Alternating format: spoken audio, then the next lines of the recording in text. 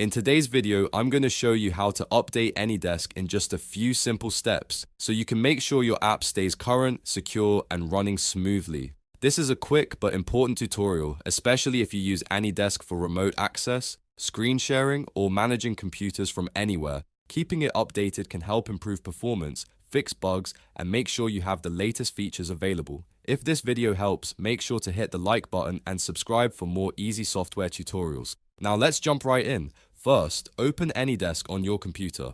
Once the app is open, look to the top right corner of the window and click the menu icon, which looks like three horizontal lines.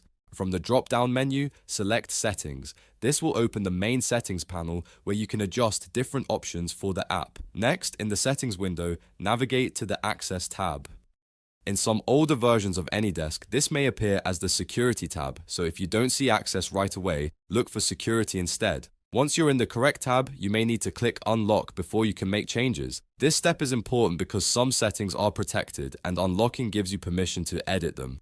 After unlocking the settings, scroll down until you find the Automatic Update section. This is where Anydesk controls how updates are handled on your device. Under Automatic Updates, select Enabled, Main Channel. This option makes sure Anydesk receives the standard update releases automatically, so you don't have to check manually every time. Once you select it, the settings should save automatically, or you may need to confirm the change depending on your version of Anydesk. At this point, your update setting is enabled, which means Anydesk will now stay up to date through the main update channel. That's really all there is to it.